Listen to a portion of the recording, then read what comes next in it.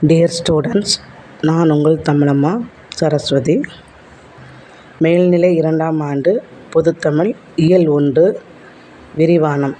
தம்பி நெல்லையப்பருக்கு பாரதியார் எழுதிய கடிதம். வீடியோவை சப்ஸ்கிரைப் பண்ணி பாருங்கள். அப்போ தான் நான் போடுற வீடியோ உடனுக்குடையே உங்களால் பார்க்க முடியும். மேலும் வீடியோ ஸ்கிப் பண்ணாமல் பாருங்கள். ஏன்னா வீடியோக்கு இடையில் நிறைய நான் பொதுத்தேர்வுக்கு தேவையான முக்கியமான வினாக்கள் எது வரும்னு சொல்லி நான் கொடுத்துருப்பேன். கொஞ்சம் ஸ்கிப் பண்ணாமல் வீடியோ முழுமையும் பாருங்கள். தம்பி நெல்லையப்பருக்கு பாரதியார் எழுதிய கடிதம். இங்கே கடிதமே ஒரு இலக்கியமாக வந்துள்ளது. இலக்கியம் என்பது நிகழ்காலத்தில் வாழும் மனிதர்களை பற்றிய செய்திகளை நமக்கு தருகிறது. மேலும் கடிதம் பற்றி நம்ம பார்க்கும்போது பார்த்திங்கன்னா, ஆரம்ப காலகட்டத்தில் ஒரு இன்லைன் லெட்டர் சொல்லுவாங்க. அந்த லெட்டரில் நம்ம ஒரு விஷயத்தை யாருக்கு பேசணுமோ அவங்களுக்கு எழுதி அனுப்பினோம்னா அது அவங்கள போய் பார்த்து அதை படித்து 2 நாள் கழிச்சு நமக்கு அது ரிப்ளை பண்ணி வரும். இப்போல்லாம் அப்படி கிடையாது. உடனுக்குடனே நம்ம என்ன செய்கிறோம், செய்திகளை பரிமாறிக்கிறோம். ஏன்னா தகவல் தொழில்நுட்ப சாதனங்கள் மிக வேகமாக வந்து கொண்டிருக்கிறது. இப்போ பாடத்தில் நுழையும் முன் உறவுக்கு, அறிவுறுத்தலுக்கு, வேண்டுதலுக்கு, வணிகத்திற்கு என்ற கடிதங்கள் எழுதுகையில் அவற்றின் மொழி ஆட்சி மாறுபடுகிறது.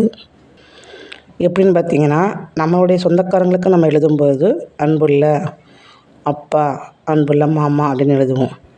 ஆனால் வணிகம் அப்படிங்கும்போது ஒரு ரெக்வெஸ்ட் லெட்டர், வேண்டுதலுக்கு அப்படிங்கும்போது மதிப்பிற்குரிய, பெருமைக்குரிய, இந்த மாதிரி மரியாதையான சொற்கள் பயன்படுத்தும். அதனால் தான் சொல்கிறாங்க, கடிதங்கள் எழுதுகையில் அவற்றின் மொழி ஆட்சி மாறுபடுகிறது அப்படின்னு.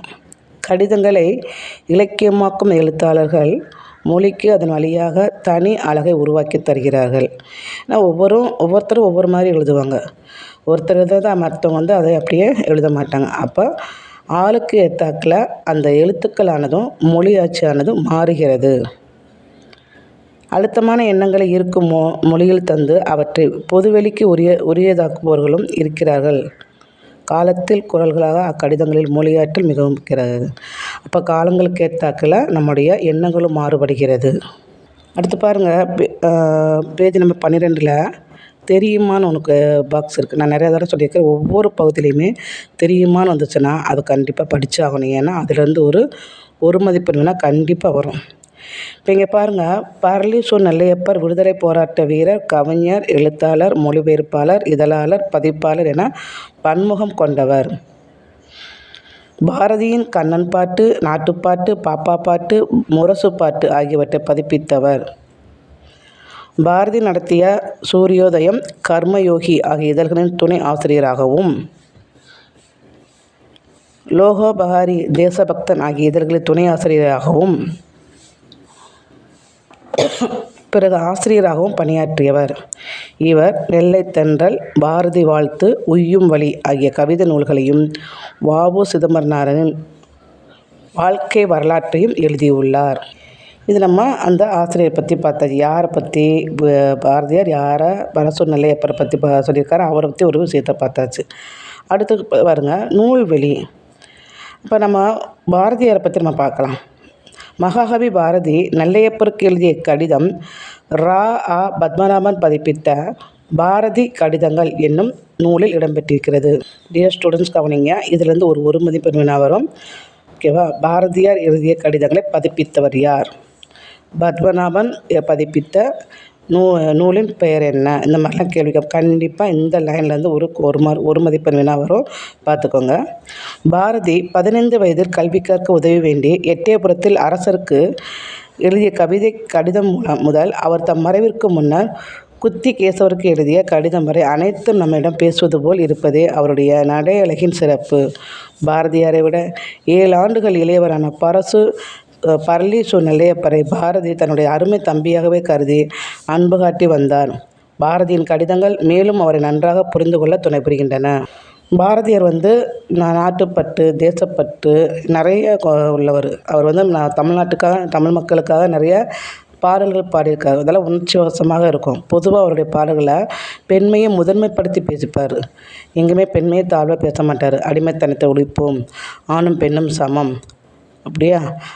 நிறையா விஷயங்கள் அவர் வந்து பெண்ணுடைய முன்னேற்றத்துக்காக அவருடைய குரல்கள் வந்து வெளிப்பட்டிருக்கிறது. பாப்பா பாட்டு, கண்ணன் பாட்டு, பாஞ்சாலி சபதத்தில் கூட பெண்களை முதன்மையாக வச்சு பேசியிருப்பார்.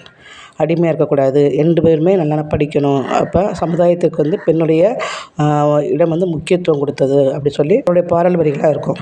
சரி, நம்ம பாடப்பகுதிக்கு போகலாம். இதில் பாருங்கள், எழுதுகிற லெட்டர் அந்த எழுத்துக்களுடைய கடிதத்துடைய மெத்தட் பாருங்கள்.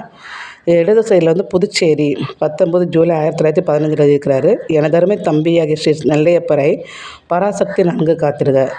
பாரதியாருடைய இஷ்ட தெய்வம் பராசக்தி, பெண் தெய்வம். சரிங்களா? அந்த பெண் தெய்வம் எப்படி வீரமாக இருக்குதோ, ஓகேவா, ஒரு உக்கிரமாக எல்லாருமே எதிர்க்க ஒரு தைரியத்தோட பெண் இப்போ ஒரு தெய்வம் இருக்குதோ, அதே மாதிரி பெண்கள் இருக்க வேண்டும், எதற்கும் பயப்படக்கூடாதுன்னு சொல்லி அவருடைய பாடல்களை வந்து தனித்துவமாக சொல்லியிருப்பார்.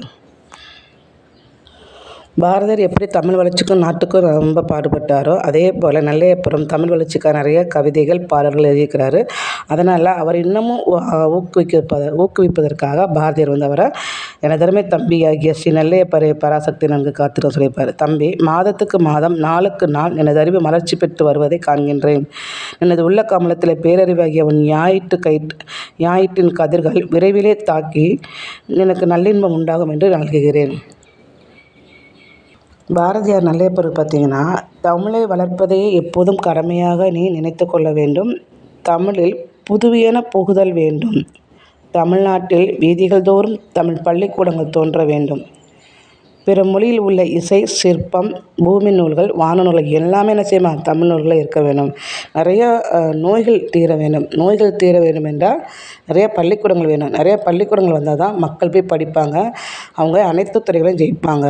அப்போ அனைத்து துறைகளும் அவங்க வெற்றி பெறும் பொழுது நிறைய வேலைவாய்ப்பு உருவாகும். வேலைவாய்ப்பு உருவானா அவங்க நல்லா சம்பாதிப்பாங்க. நல்லா சம்பாதிச்சா நிறைய காசு கிடைக்கும். காசு வந்து நல்லா சாப்பிடுவாங்க.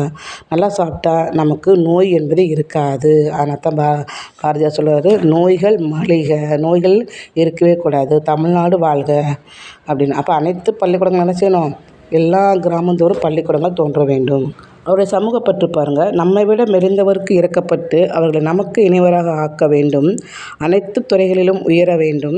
ஆணும் பெண்ணும் சரிநிக சமம் என்று நினைத்து கொள்ள வேண்டும். பெண்ணை தாழ்த்துபவர்கள், பெண்களை என்ன செய்யக்கூடாது? எப்பயுமே தாழ்வாக நினைக்கக்கூடாது. அப்படி பெண்களை தாழ்வாக நினைக்கிறவங்க தன் கண்களை தானே குத்தி கொண்டதற்கு சமம். நாட்டில் வியாபாரத்திலும் தொழிலிலும் எந்திரத்திலும் முன்னேற்றம் வேண்டும். இப்படி தமிழ்நாட்டு உள்ள எல்லா இடங்களிலும் தமிழ் மொழியான சிறப்பு பெற்றிருக்க வேண்டும் சொல்லி தம்பி நெல்லையப்பருக்கு பாரதியார் இந்த கடிதத்தை எழுதுகிறார். இது ஒரு முக்கியமான மனப்பாட பகுதியுமா நான் உங்களுக்கு வந்து காணொலியில் இது எப்படி எழுதணுங்கிறத நான் உங்களுக்கு போட்டிருக்கிறேன். அதை பார்த்துக்கோங்க. அதில் உள்ள அந்த குறிப்புகளை பயன்படுத்திக்கோங்க. இது ரொம்ப ரொம்ப முக்கியமான ஒரு துணைப்பாடம். இதை நல்லா படித்து நீங்கள் புரிஞ்சுக்கிட்டாலே போதும், நீங்களாகவே எழுதிடுவீங்க. சரியா? உங்களுக்கு அந்த ஸ்க்ரீனில் அந்த நெல்லையப்பருக்கு பாரதியார் எழுதிய கடிதத்தை வந்து நான் உங்களுக்கு காட்டுறேன், பாருங்கள். படித்து நல்ல மார்க் வாங்குங்க. இதை புரிஞ்சுக்கோங்க, ஓகேங்களா? புரிஞ்சுக்கிட்டாலே உங்களால் உங்களுடைய சொந்த நடையில் அழகாக எழுத முடியும். மாணவர்களே, நன்கு படித்து நல்ல மதிப்பெண்களை பெற வேண்டும். நன்றி, வணக்கம்.